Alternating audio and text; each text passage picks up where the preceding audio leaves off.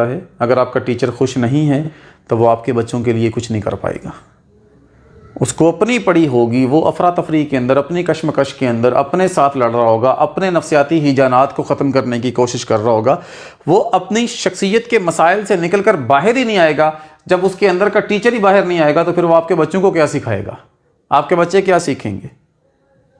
کیا ڈیولپ ہوگا اسکول کے اندر؟ آپ کا ٹیچر خوش ہے، آپ کا سسٹم اچھے طریقے سے چلے گا. یہ مت سمجھیں کہ آپ اپنے ٹیچر کو دبا کے، اس کی عزت نفس کو مجروح کر کے، اس کو اوور برڈنائز کر کے، اس کو اس کے انٹرسٹڈ ایریا سے باہر نکال کے کسی اور جگہ بزی کر کے آپ اپنے ادارے کو بہتر طریقے سے چلا پائیں گے. اس سے کچھ عرصے تک تو وہ مجبوری کی وجہ سے سروائیو کرے گا، کام کرے گا، نوکری کی وجہ سے تنخواہ کے لیے مجبوراً کام کرے گا. لیکن جیسے ہی اس کو موقع ملے گا کسی دوسرے ادارے میں جانے کا، وہ آپ کو لات مار کے نکل جائے گا. آپ کا ادارہ وہیں پڑے کا پڑا رہ جائے گا اور اس کو نئی نوکری مل جائے گی. اپنے ٹیچر کو مینٹلی سٹریس نہ دیں. سٹریس کیسے ملتا ہے؟ سٹریس تب ملتا ہے جب آپ اپنے ٹیچر کو وہ سبجیکٹ دیتے ہیں پڑھانے کے لیے جن کو وہ پڑھانا نہیں چاہتا. سٹریس تب ملتا ہے جب آپ اپنے ٹیچر کو کلیریکل کام دینا شروع کر دیتے ہیں. وہ اٹینڈنس کے بعد پیرنٹس کو فون کر رہا ہے کہ آپ کا بچہ اسکول نہیں آیا. یہ اس کا کام ہے؟ یہ کام آپ کے کلرک کا ہے، آپ کے ریسیپشنسٹ کا کام ہے یہ والا. وہ ٹیسٹ چیک کر کے، کاپیز چیک کر کے، رپورٹس بناتا ہے، وہ پیپر چیک کر کے مارک شیٹ تیار کرتا ہے. اب یہ اس کا کام ہے کہ کمپیوٹر کے اندر بھی انٹر کرے. اب اس کا کام ہے کہ وہ ساری مارک شیٹس کو بچوں کی فائلوں کے اندر بھی لگائے. یہ کلریکل سٹاف کا کام ہے. اگر آپ اپنے ٹیچر کو یہ کام دے دیں گے تو یہ اوور برڈنائزیشن ہوگی آپ کے ٹیچر کے لیے. اس کو سٹریس ملے گا، وہ ذہنی تناؤ کا شکار ہوگا.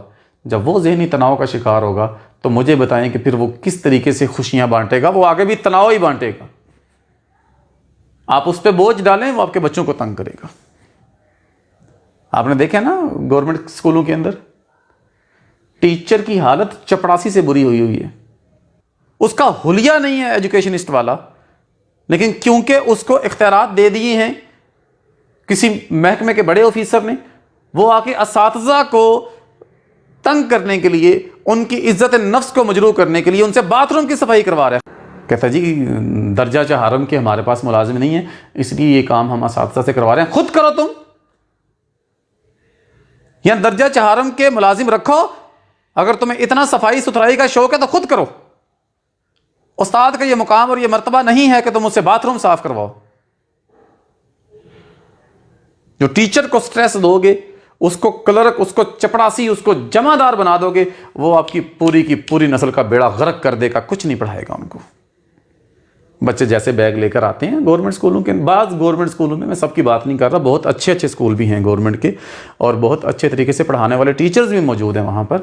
لیکن للاکثر حکم الکل، اکثریت وہی ہے جو آپ دیکھ رہے ہیں. ٹیچر کا خوش رہنا، نارمل رہنا، اس کی زندگی میں اطمینان کا رہنا، یہ اتنا ضروری ہے کہ اگر یہ نہیں ہوگا تو آپ کی پوری نسل تلپٹ ہو جائے گی، اس کا بیڑا غرق ہو جائے گا، تباہ و برباد ہو جائے گی اور کوئی بندہ کچھ نہیں کر پائے گا. رسول اللہ صلی اللہ علیہ وآلہ وسلم نے ارشاد فرمایا، انما بعثت معلما، مجھے اللہ تعالیٰ نے معلم بنا کر، ٹیچر بنا کر بھیجا ہے. نبوی مشن ہے، یہ پروفیٹک مشن ہے. اور ایک بدو آتا ہے اور آ کر وہ ٹیچروں سے کہتا ہے کہ آؤ صفائی کرو واش روم کی. یہ حالت ہے.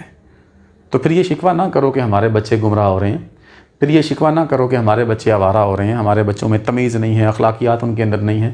کیونکہ جس شخص نے تمیز، اخلاقیات، انسپائریشن، موٹیویشن بچوں کو دینی تھی، اس کا آپ نے خود بیڑا غرق کر دیا.